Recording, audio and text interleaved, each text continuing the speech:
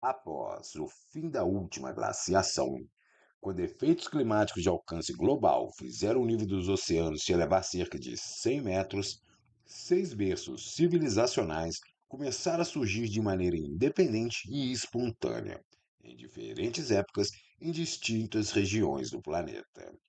Em cada uma dessas seis regiões, a agricultura surgiu de maneira espontânea. A ancestral e hipotética língua boreal foi substituída por novas línguas, mais complexas e de vocabulário mais rico. E conjuntos regionais de valores mitológicos também acabaram surgindo e se desenvolvendo. Como resultado, nessas seis regiões, o antigo estilo de vida nômade paleolítico foi substituído por um novo modelo neolítico, qual fez surgir os primeiros assentamentos sedentários, uma religião de base astronômica, a especialização do trabalho e novas formas de organização social, além, é claro, de novos hábitos alimentares. Com o passar dos milênios, o conjunto desses padrões neolíticos evoluiu e acabou se desenvolvendo fortemente, de forma que em algum desses seis centros, cidades acabaram brotando e a civilização emergiu. E o centro civilizacional da América do Sul, que surgiu nas regiões andinas, foi um desses centros no qual a civilização conseguiu florescer e prosperar de maneira independente. E os tempos que vão desde a chegada dos primeiros seres humanos ao continente até o surgimento das primeiras práticas agrícolas são tema do presente vídeo, o primeiro da série sobre o núcleo civilizacional da América do Sul. Olá, eu sou o Ângelo Henrique Simões e você está no canal da Saga Humana. Se você é novo por aqui, seja bem-vindo. E se você gostar do vídeo, então se inscreva no canal. E se você já é inscrito, você também pode se tornar um membro do canal. Conheça os planos de assinatura. Escolha uma das três opções, assine e torne-se membro. E ajude o canal a continuar produzindo conteúdos de qualidade. Você também pode ajudar o canal adquirindo meu livro, A Saga Humana, cuja leitura amplia e complementa o conteúdo dos vídeos que você assiste aqui no canal. Mas, sem perda de tempo, vamos logo pro vídeo da semana e, enquanto rola a vinheta, já sabe, né? Já vai deixando o seu like, porque eu garanto que vai valer a pena.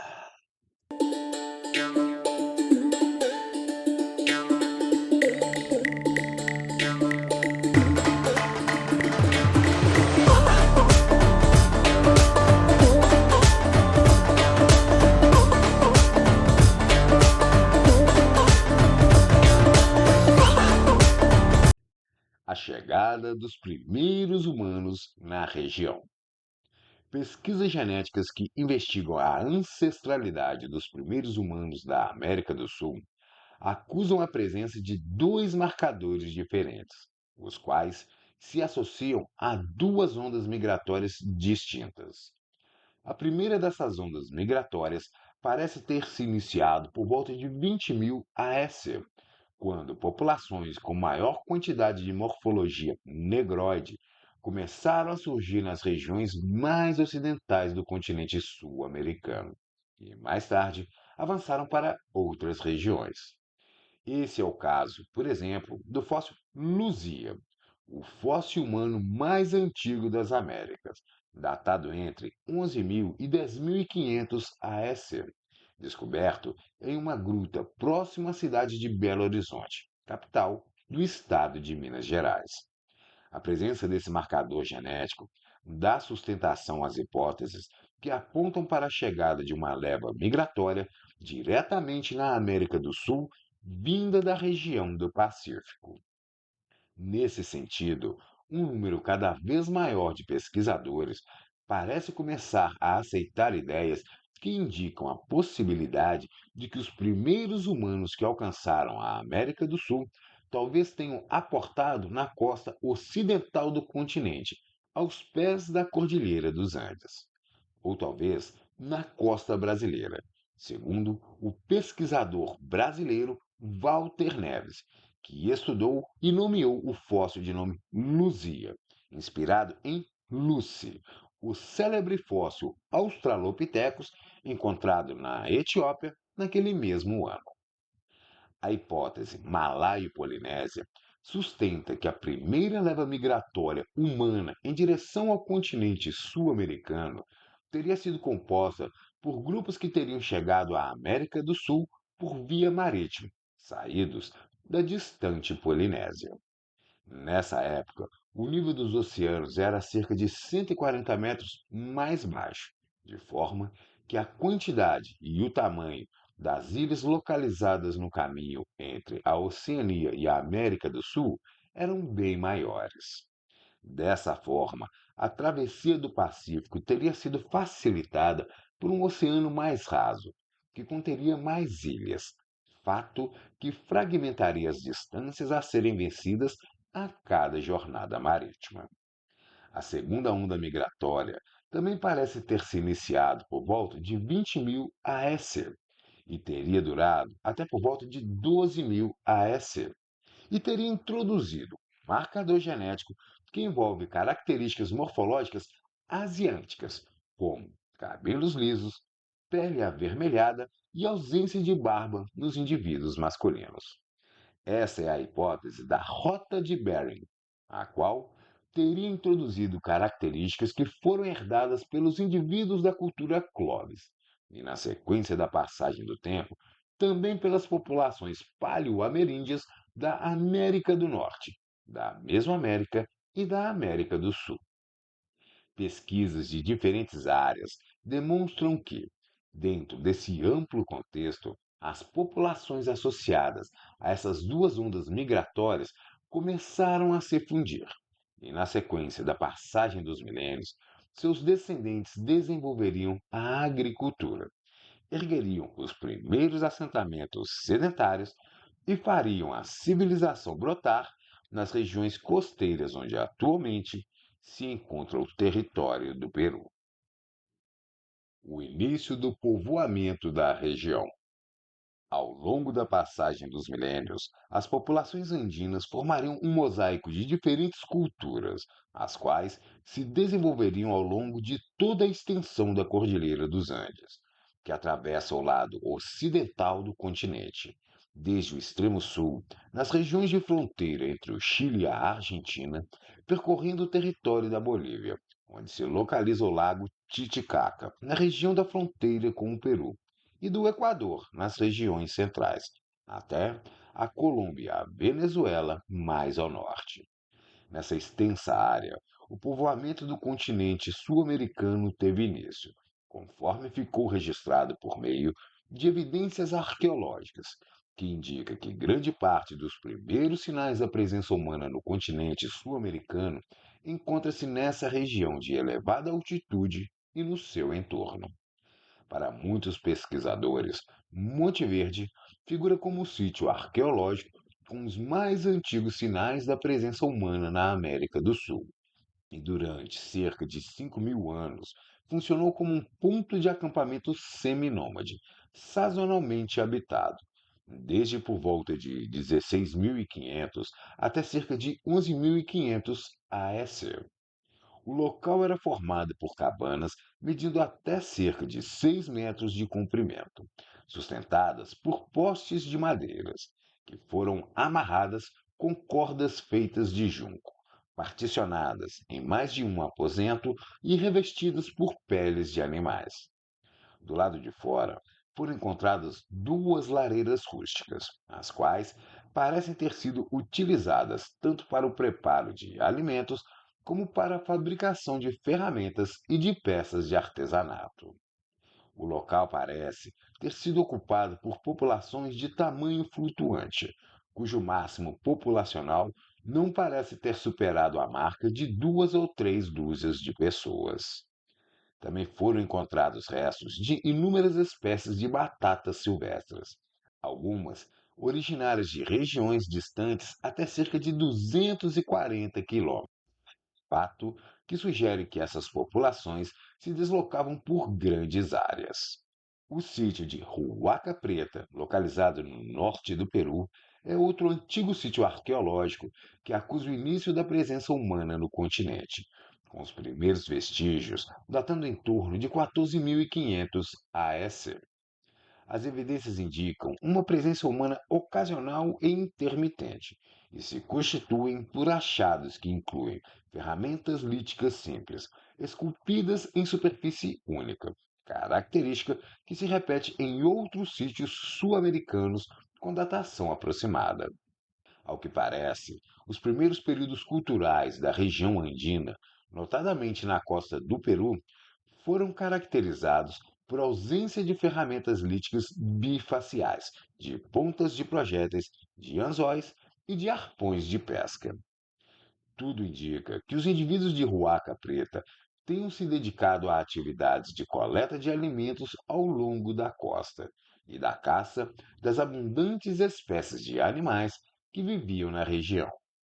A região parece ter sido habitada, embora de maneira intermitente, até o primeiro milênio AEC, quando a cultura Moche se expandiu pela região.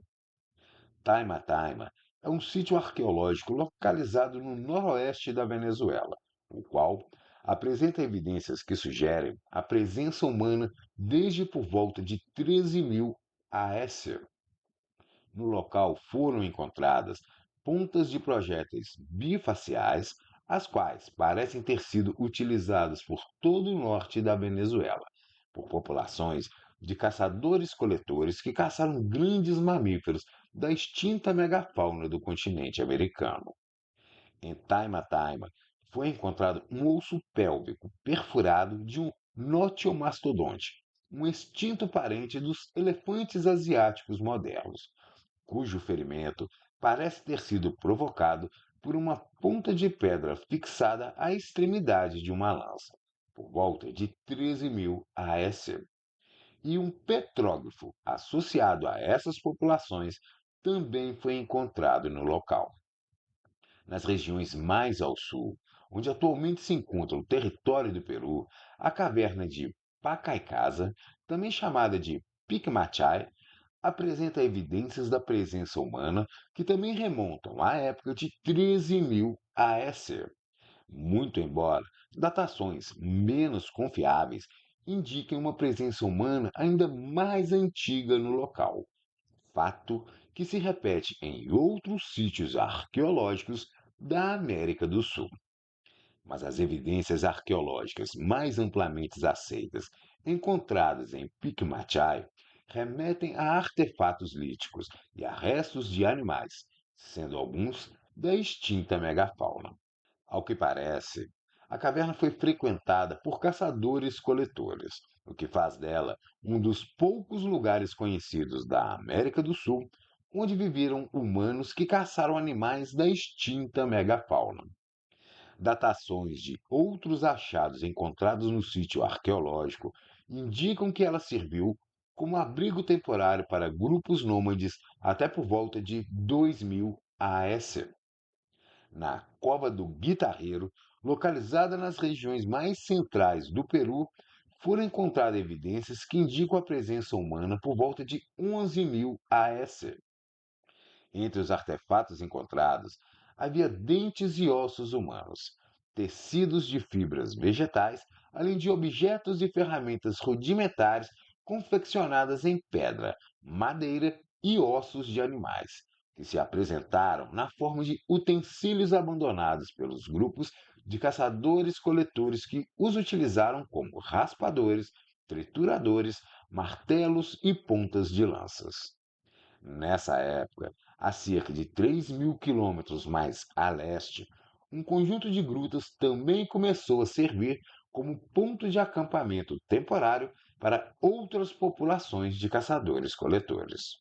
Por volta de 11.000 AEC, a Lapa Vermelha, um conjunto de abrigos naturais formados por paredes de rochas localizados no sudeste do Brasil, começou a ser utilizado como um ponto de encontro para diferentes grupos de caçadores-coletores. Esses bandos faziam uso do complexo de cavernas como local de habitação e de realização das atividades rotineiras. Mas quando saíam para as atividades de coleta e caça, eles montavam acampamentos temporários para descanso nas regiões por onde se aventuravam. No sítio da Lapa Vermelha, foram encontradas pinturas rupestres, vestígios de elaborados sepultamentos e ossos de mastodontes, de tigres dentes de sabre e de outros animais da megafauna, indicando um convívio entre essas populações humanas e os animais de grande porte atualmente extintos. O fóssil luzia uma mulher jovem, com idade estimada entre 20 e 25 anos e altura em torno de 1,50 m, foi encontrado nesse sítio arqueológico em 1974, enterrado a 11 metros de profundidade. Por volta dessa época, mas do outro lado da Cordilheira dos Andes, numa região onde atualmente se encontra o norte do Peru, uma população de caçadores-coletores habitou num local que os arqueólogos modernos chamam de Complexo Arqueológico de Pairã. Esses humanos formaram grupos que viveram da pesca, coleta e caça, desde por volta de 10.800 AEC, se aproveitando dos recursos oferecidos pelo mar, pela serra e pelas matas. Eles se alimentavam de peixes, moluscos marinhos e terrestres, aves, roedores e lagartos, além de vagens, gramíneas e de uma fruta adocicada chamada sapoti. No local, foram encontrados os restos mortais de um adolescente de 12 ou 13 anos e de uma mulher em torno de 25 anos. Os corpos parecem ter sido cuidadosamente posicionados sob uma camada de cinzas, fato que alguns pesquisadores associam a concepções religiosas e à crença na vida após morte, e foram datados em torno de 10.200 AEC, figurando entre os restos humanos mais antigos encontrados no território peruano. O local parece ter funcionado como ponto de acampamento temporário para populações humanas da região até por volta de 5.000 AEC. Mais ao sul, em uma região onde atualmente se encontra o Chile, a lagoa de Taguatágua funcionava como um local de caça e abate para grupos de caçadores-coletores. No local foram encontrados ossos de mastodontes, de cavalos e de veados americanos, além de ferramentas líticas e de restos de fogueiras, datados em torno de 10.400 AEC. Os animais eram abatidos com rochas maiores, que eram arremessadas contra as presas, as quais eram então alvejadas por lanças equipadas com afiadas pontas de quartzos, finamente esculpidas. Após o abate das presas, os caçadores utilizavam facas e raspadores líticos, além de pedras naturais com pontas afiadas para o preparo da carne e a separação de ossos úteis para a produção de ferramentas. As evidências demonstram que a região continuou sendo utilizada como um local de caça ao longo da passagem dos milênios, até épocas bem posteriores, quando a megafauna já havia muito desaparecido e a colheita de plantas e a caça de animais menores adquiriram maior importância, já por volta de 2500 AS. Bem mais ao norte, no sítio arqueológico de Tibitó, localizado nas regiões andinas da Colômbia, a presença humana remonta a cerca de 9.700 AS. No local, foram encontrados ossos de animais, ferramentas líticas e restos humanos, em um local que naquela época parece ter sido um antigo lago frequentado por animais da megafauna. Entre as ferramentas encontradas no local, havia facas e raspadores em maior número. As ferramentas líticas eram unifaciais e ferramentas de ossos também foram produzidas. Nas proximidades de Tibitó, localizada numa região onde atualmente se encontra uma região de savana, foi encontrada arte rupestre associada a essa população. E próximo dali, em El Abra, um petróglifo também foi descoberto. Mais ao sul, a 3.900 metros acima do nível do mar, as cavernas de Lauricocha, no Peru, também abrigaram grupos de caçadores-coletores por volta de 9500 AS. No local, foram encontrados os restos de 11 corpos humanos, 7 crianças e 4 adultos, com a altura média em torno de 1,60 m, além de ossos de animais, instrumentos de pedra e pinturas rupestres.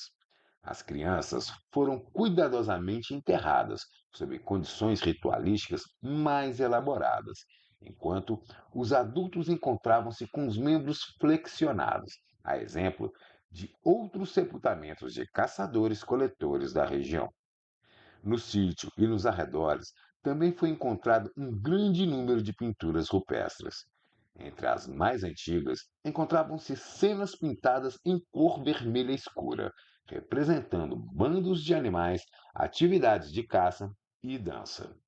Os projéteis líticos se assemelhavam a outros encontrados nas distantes regiões andinas da Argentina, fato que parece sugerir a dispersão de uma tradição no sul dos Andes. As evidências demonstram que Lauricocha era habitada por grupos de caçadores-coletores que viviam em acampamentos maiores, mas que ocasionalmente também montavam pequenos acampamentos de caça em regiões mais afastadas, para onde se deslocavam a fim de obter alimentos. O local parece ter sido habitado até por volta de 4000 AS, onde foram encontradas evidências que demonstram uma organização do trabalho, o surgimento das primeiras hierarquias sociais e, nas fases finais, o aparecimento de um estilo de vida seminômade, que poderia ter levado à domesticação de plantas e de animais. Mais ao sul, a caverna de Toquepala apresenta vestígios da presença humana remontando a cerca de 8000 AS. O local é um sítio arqueológico de pinturas rupestres, as quais foram datadas entre 8000 e 3000 AS e foram produzidas em uma gruta localizada a 2.700 metros acima do nível do mar. No local, também foram encontradas ferramentas líticas como raspadores, pontas de projéteis e facas, além de uma pedra pigmentada na cor vermelha e duas varetas enroladas com lã em uma das extremidades, também pigmentadas na cor vermelha. As representações rupestres, que incluem cenas de caçadores encurralando e matando presas, estão presentes em 6 pontos das paredes rochosas. Apresentam um tamanho máximo de 20 centímetros e foram feitas utilizando-se pigmentações de 4 cores distintas. As evidências demonstram que, na sequência do oitavo milênio AEC, os assentamentos temporários utilizados por caçadores-coletores começaram a se proliferar nas regiões centrais do Peru.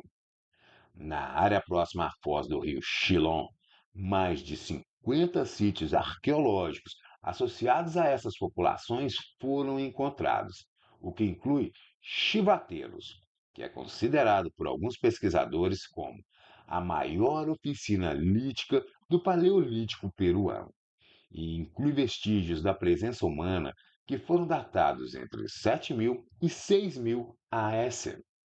Durante um milênio inteiro, grupo de caçadores-coletores paleolíticos usaram a região para a produção de ferramentas líticas, incluindo facas, raspadores, pontas de projéteis e o que alguns autores classificam como machados de mão. Embora esse entendimento não seja consensual, tudo feito a partir do abundante quartzito encontrado na região. Nessas pedreiras, grupos nômades se abasteciam de matéria-prima e processavam parcialmente as rochas, que eram levadas para os assentamentos onde recebiam acabamento. No início do sexto milênio AEC, a presença humana já havia se despertado para grande parte do continente sul-americano. No lado ocidental, caçadores-coletores nômades já perambulavam por toda a extensão da Cordilheira dos Andes, desde a Terra do Fogo ao sul até a distante Venezuela ao norte. E no lado oriental, populações humanas já haviam se assentado ao longo de uma extensa área de norte a sul do continente, numa região onde atualmente se encontra o território brasileiro. Mas os primeiros grupos humanos na vanguarda em direção às terras mais austrais ainda estavam começando a chegar em regiões onde atualmente se encontram o Paraguai, o Uruguai e o leste da Argentina. O surgimento espontâneo da agricultura. Por volta de 7000 AS, grupos de caçadores-coletores nômades, habitando em acampamentos temporários nos Andes peruanos, começaram a se multiplicar. Dentro desse contexto, as populações humanas que viviam onde atualmente se localiza o sítio arqueológico de Nanchoc, no Peru, começaram a se destacar. O local encontra-se na porção ocidental da Cordilheira dos Andes, cerca de 500 metros acima do nível do mar, onde atualmente se encontra a cidade de mesmo nome, que fica em uma região de florestas úmidas que se estendem desde as montanhas até as proximidades do litoral. Nanchoc apresenta indícios que indicam uma presença humana contínua desde cerca de 8000 AEC até por volta de 3000 AEC, distribuída em cerca de 80 sítios arqueológicos, cujo conjunto costuma ser apontado como a região onde a agricultura começou a ser desenvolvida na América do Sul. A região parece ter sido atraente para grupos de caçadores-coletores, os quais parece ter desenvolvido um estilo de vida seminômade, no qual a coleta de plantas silvestres foi combinada com as primeiras experimentações de cultivo de alimentos. Essas primeiras experiências agrícolas se desenvolveram por meio de um lento processo, cujas mais remotas origens parecem se iniciar por volta de 7500 AS, com um firme domínio dessas práticas surgindo cerca de 2,5 milênios mais tarde, já por volta de 5000 AS.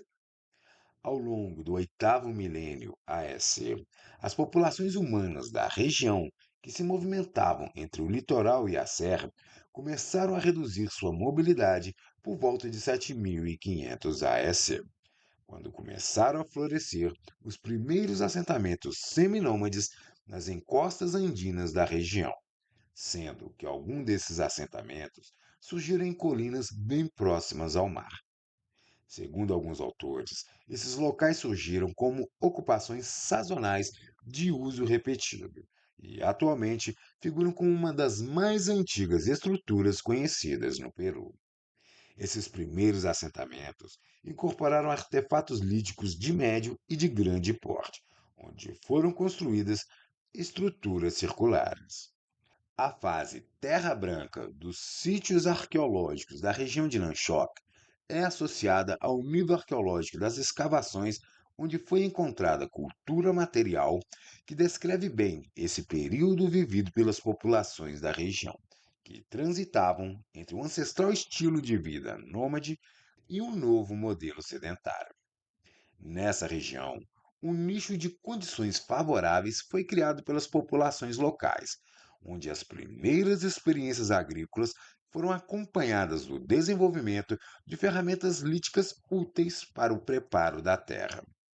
Essas populações também promoveram a construção dos primeiros canais de irrigação, dos primeiros armazéns para armazenamento das colheitas e das primeiras estruturas permanentes de pedras retangulares com segmentação interna. Mas isso é assunto para um outro vídeo. Então é isso, pessoal. Esse foi o vídeo da semana e o primeiro da série sobre o núcleo civilizacional da América do Sul. Espero que tenham gostado. Obrigado pela sua companhia e agradeço se você puder deixar o seu like, comentar e compartilhar esse vídeo. Se você ainda não está inscrito aqui no canal, então se inscreva. E se já tiver inscrito, torne-se membro e conheça o meu livro, A Saga Humana. Então é isso. Valeu, galera. Uma boa semana pra gente. Um forte abraço e até o próximo vídeo.